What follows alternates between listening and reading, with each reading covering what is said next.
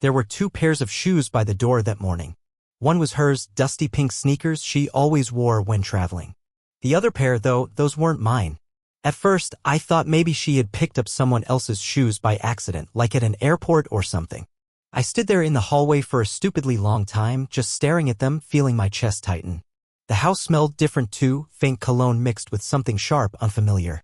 I swallowed hard and called out her name. No answer. I walked into the living room and there she was, sitting on the couch, scrolling on her phone like nothing in the world was wrong. She looked up at me with a tired smile, not guilty, not sad. Just tired. On the coffee table in front of her was a small duffel bag. Not hers. Black and scuffed at the corners like it had seen a lot of places I'd never been. I asked the first stupid question that came to my mind. Whose stuff is that? She didn't answer right away. Instead, she put her phone down, leaned back into the couch, and stared at me like she was trying to decide how much truth I could survive. Curtis, I need you to listen without freaking out, she said carefully, like I was some fragile thing that could crack open if she raised her voice. That's when I noticed it. The tiny, almost invisible bracelet on her wrist, the kind you get at hospitals. My stomach dropped straight through the floor. Something was wrong. Very wrong. And somehow, deep inside, I already knew whatever she was about to tell me would tear apart the life I thought we had built together. She didn't say it right away. Amanda just sat there, her hands nervously playing with the hem of her shirt, her eyes darting from me to the bag and back again. I wanted to say something, anything, but the words stuck in my throat. Every second that passed felt like a lifetime, like those moments in movies where everything slows down right before the disaster hits. Finally, she spoke. Quietly. Almost like she was ashamed, but not quite enough. His name is Eli, she said, her voice almost too soft to hear. He's staying here for a little while. I blinked at her like she was speaking another language. Who the hell is Eli? It came out harsher than I intended, but my heart was pounding so hard I could barely think straight. She sighed, rubbing her forehead like I was the one making this difficult. I met him during the trip, she said, still not looking at me. It wasn't supposed to happen, Curtis. I felt alive again. And he needed help. He's got nowhere to go. Alive again. Those 2 words hit harder than anything else. I guess I already knew what she meant without her spelling it out, but hearing it, feeling the finality in it, was something else entirely. I stood there like a complete idiot while my wife told me, essentially, that she had replaced me with a stranger she barely knew. And now she wanted to bring him into our home. Our home? The absurdity of it would have been funny if it hadn't hurt so damn much. I looked around the room, the pictures on the wall, the blanket she crocheted last winter, the worn-out couch we picked out together, and it all suddenly felt foreign, like I didn't belong here anymore. I don't know how long I stood there. Maybe a minute, maybe 10. Amanda didn't say a word. She just waited, like she expected me to understand. Like she expected me to be okay with this. Finally, I managed to croak out, "Where is he now?" "Upstairs," she said simply, like it was the most natural thing in the world. And that's when I realized there were noises coming from the guest bedroom. Footsteps.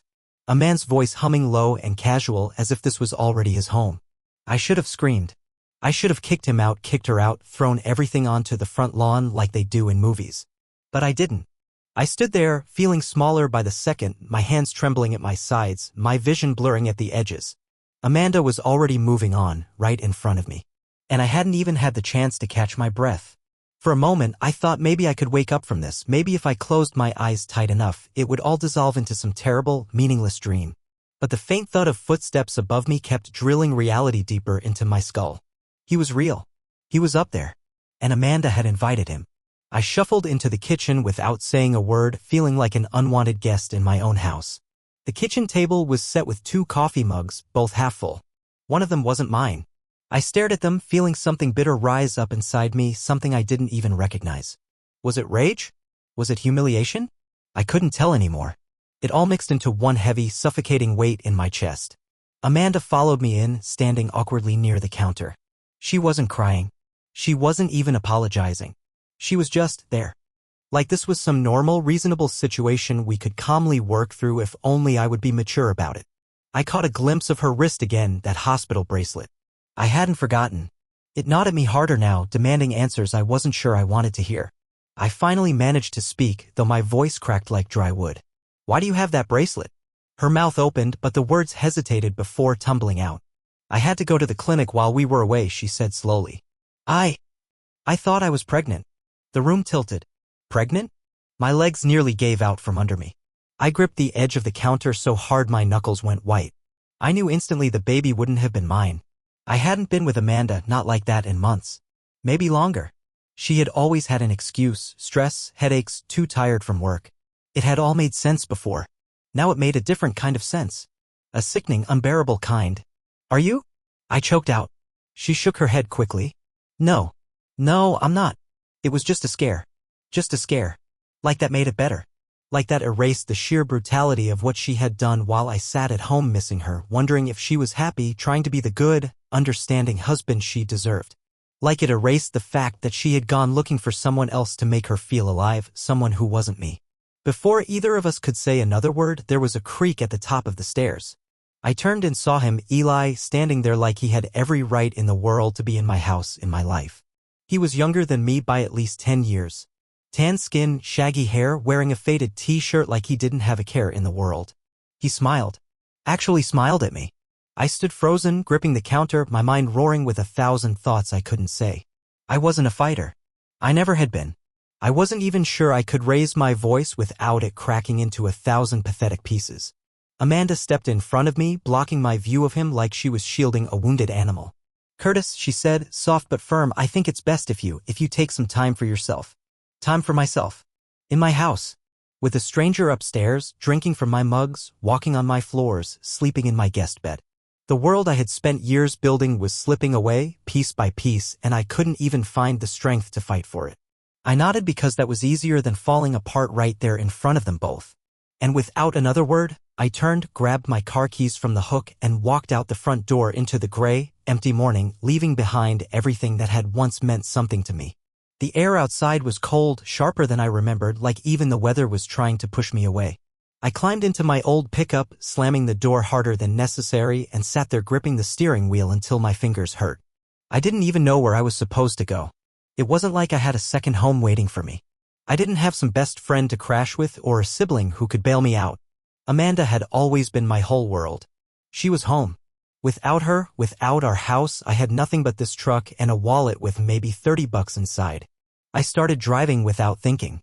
The town blurred past me, gas stations, diners, empty fields, none of it looking real anymore.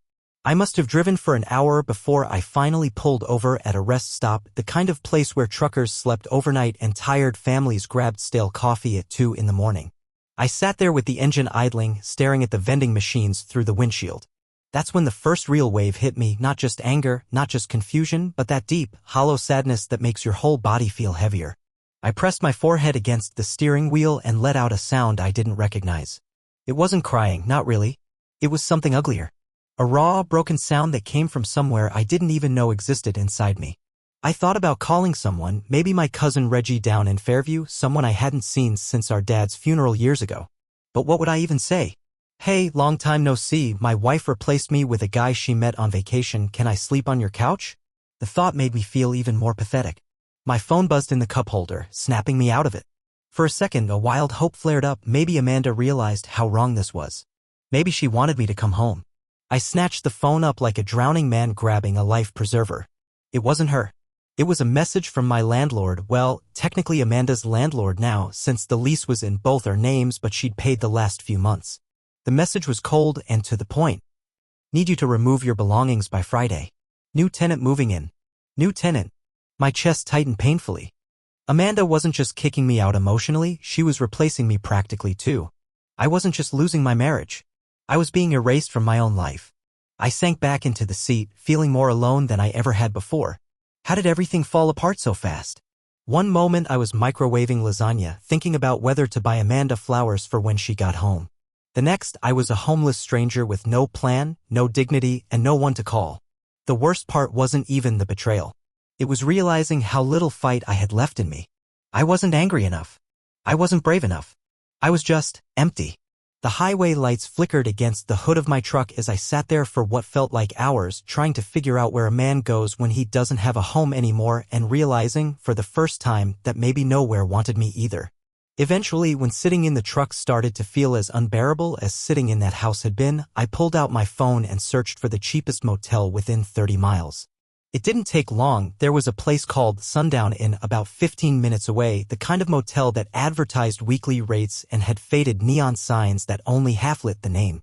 It was the kind of place people ended up when they ran out of better options, and tonight I was exactly that kind of person. The front desk smelled like burned coffee and damp carpet. The guy behind the counter didn't even look up from his phone when I asked for a room. I paid cash, every crumpled bill in my wallet, and he handed me a cracked plastic keycard without a word. Room 12. Ground floor. Corner unit. The room wasn't as bad as I expected. It wasn't good either. One bed, stained carpet, heavy curtains that didn't quite close all the way. The kind of place where even the silence felt sticky. I dropped my duffel bag, the only thing I had grabbed from the house, onto the bed and sat down heavily beside it, staring at nothing. That's when the loneliness really started clawing at me. It was one thing to be kicked out of your house. It was another thing entirely to realize you didn't even have a toothbrush anymore, or a real pillow, or someone who cared if you slept safely through the night. My life had shrunk down to this: 4 ugly walls, 1 flickering ceiling fan, and the constant hum of trucks passing by on the highway outside. I thought about calling Amanda. I thought about texting her something desperate and humiliating, asking her why, begging her to come to her senses, telling her I could forgive anything if she just asked me to. The words were right there, trembling in my fingers. But I didn't press send. Instead, I threw the phone across the bed and pressed my palms hard against my face, trying to force the tears back down. It was stupid to cry over someone who had already moved on. It was stupid to still want her, still miss her, still imagine some magical version of tomorrow where everything went back to how it used to be. But I did. God help me, I did. Hours passed like that, in and out of restless half-sleep, jolting awake at every noise outside, heart racing at every car door slamming shut.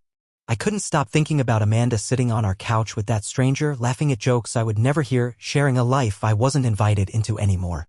At some point around dawn, I stumbled into the tiny bathroom and caught a glimpse of myself in the mirror. I didn't recognize the man staring back. Hollow eyes, slumped shoulders, skin that seemed to sag under the weight of everything he had lost. Curtis Anders, the dependable husband, the quiet worker, the man who never made a fuss, was gone. And all that was left was this shell. And somewhere, deep inside, something whispered a terrifying thought. Maybe he had never really existed at all. The next morning, if you could even call it morning when you haven't slept, I found myself back in the driver's seat of my pickup, parked outside a grimy diner down the road from the Sundown Inn. I nursed a cup of burnt coffee for what felt like hours, just staring out the window at the gas station across the street, watching strangers come and go, all of them with places to be, lives to return to. I kept wondering if any of them could tell, just by looking at me, that I didn't belong anywhere anymore. Eventually, I couldn't take the silence in my own head any longer. I pulled my phone from my jacket pocket, half dreading, half hoping for some kind of message. There were a few missed calls from an unknown number, a spam email or two, but nothing from Amanda. Until I opened my texts. At first, I didn't even realize what I was looking at, a thread labeled group chat. It must have been from when Amanda used my phone once on a road trip months ago when hers had died. I never noticed the group still existed. I thumbed it open out of pure habit, expecting some random old jokes between her friends. Instead, I found messages sent just last night. He's gone. Finally. Faced with tears of joy. Girl, you did the right thing. Don't even feel bad about it. Hope Eli's as good in real life as he is in Cancun. Face with hand over mouth. I sat there, blinking at the screen, feeling my whole body go cold. My name wasn't mentioned, but it didn't have to be. The timing, the tone, it was obvious. They were celebrating, laughing about it. About me. About the man who had trusted her without question. Who had loved her without hesitation. Who had stood there like a fool as she burned everything down and called it freedom. I should have closed the app. I should have thrown the phone against the wall. But I kept scrolling, even when it made my stomach twist. Curtis was always so there, like furniture. No wonder she needed something new. Furniture. That was what I was to her friends. To her. I wasn't a partner. I wasn't a husband. I was a piece of background noise in the life she really wanted to live. The words blurred in front of my eyes. I shoved the phone face down onto the table, my hands shaking. The waitress came by, asking if I wanted a refill, and I muttered some excuse about being late for work. I didn't have a job to be late for anymore. I didn't even know if I had a future. I stumbled out into the parking lot. The sun already too bright. the world already too loud. I climbed into the truck, slammed the door, and sat there breathing hard, trying to find something, anything, to hold on to. But everything that had once made me feel safe, my home, my marriage, my future, had been stripped away like old wallpaper, leaving nothing but a bare, ugly wall behind. I wasn't even angry anymore. I was just hollow. And for the first time, I wondered if there was even a point in trying to build anything again. Some things, once broken, don't ever really get put back together. And maybe some people aren't meant to be fixed at all. I drove for hours without really seeing where I was going. Towns blurred past. Gas stations, crumbling motels, empty stretches of highway where it felt like even the birds had given up and flown somewhere better. Somewhere warmer. Somewhere where they weren't reminded of everything they'd lost every time the sun rose. I didn't have a map or a plan or even a real destination. I just knew one thing. I couldn't stay where I was. Not in that town, not around people who might look at me and remember the story Amanda was already spinning. Curtis, the boring husband. Curtis, the background noise. By late afternoon, I pulled into a small town I didn't recognize. There wasn't much to it. A main street with a few battered shops, a diner, a laundromat, and a cheap motel with a flickering sign that said "Rooms Available," like it was a threat, not an offer. It was perfect. It was nowhere. And that was exactly what I needed. I checked into a room using the last of the cash I had left and collapsed onto the bed without bothering to turn the lights on. The mattress sagged like it had given up a long time ago. I stared up at the cracked ceiling, tracing the lines with my eyes like they might eventually form some kind of answer if I just looked long enough. The loneliness settled heavier now. It wasn't just sadness anymore. It was a physical thing, pressing down on my chest, making it hard to breathe. I realized, somewhere between the broken ceiling fan and the peeling wallpaper, that nobody in the world knew where I was. Amanda probably didn't even care. Maybe she was still celebrating. Maybe Eli was still sitting on my couch, eating my food, laughing at my life without a second thought. I rolled onto my side and grabbed my phone again. There were no new messages, no missed calls, not even a scammer trying to sell me a car warranty. The silence was almost funny. I opened the photo gallery, against my better judgment, and scrolled back through old pictures. There we were, at the lake last summer, Amanda smiling as she splashed water at me. There we were, on our anniversary, eating bad takeout on the living room floor because the fancy restaurant lost our reservation. There we were, at a friend's wedding, her hand tight in mine like she never wanted to let go. All of it lies. I should have deleted the photos. I should have thrown the phone across the room. But instead, I found myself clutching it tighter, like maybe if I held on hard enough, I could pretend for one more second that none of this had happened. That there was still a version of the world where Amanda loved me the way she had promised to. A sharp knock at the door snapped me back to the present. I froze, heart hammering. Nobody knew I was here. Nobody should have been knocking. I crept to the door and peered through the tiny, warped peephole. It wasn't Amanda. It wasn't anyone I recognized. It was a middle-aged woman in a faded housekeeping uniform, holding a clipboard and looking impatient. I cracked the door open a few inches, my voice hoarse. "Yeah? You're paid through tomorrow," she said briskly. "After that, if you want to stay, you'll need to settle up front." I nodded numbly and closed the door again. 48 more hours. That was how much time I had left before I had to figure out my next move. But what do you do when you have no home, no money, no friends, and no future? I didn't know. I just knew one thing for sure. I couldn't go back. Even if I wanted to, there was nothing left for me there anymore.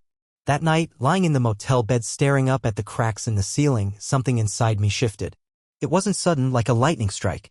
It was slow, almost unnoticeable at first, the way a heavy fog starts to lift when the sun rises, inch by inch, even if you can't see it right away. For the first time in what felt like forever, I wasn't thinking about Amanda. I wasn't thinking about Eli, or the house, or the pictures we used to take. I was thinking about myself, about the boy I used to be long before I ever met her, before I let someone else's happiness define my own. That boy had dreams once. Simple ones, maybe. A little land somewhere quiet. A dog.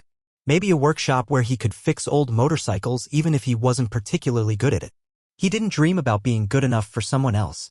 He dreamed about building something with his own 2 hands even if nobody else noticed. Somewhere along the way I had forgotten about him. Buried him under all the ways I had tried to be what someone else wanted. Maybe now, maybe for the first time, it was finally time to start listening to him again. The next morning, I checked out of the Sundown Inn without looking back. I didn't know exactly where I was heading yet, but it didn't matter. Somewhere north, maybe. Somewhere with fewer memories. Somewhere I could breathe again. I stopped at a little diner on the way out of town, a real greasy spoon with cracked leather booths and chipped coffee mugs. The kind of place where nobody knew my name and nobody cared about the baggage I dragged in behind me. I ordered pancakes and bacon, and when the waitress, a woman about my age with a kind smile and tired eyes, brought my plate, she said, "Rough night." I opened my mouth to tell her everything, but then I stopped. I smiled, really smiled for the first time in what felt like years, and just said, "Yeah. But it's getting better." She smiled back, and for a second, the weight in my chest felt a little lighter. As I drove away later that morning, windows down, wind rushing through the cab, I realized something Amanda could never take from me. I still had time. I still had choices. And maybe, just maybe, I still had the chance to build something better than I ever had before. This time for me.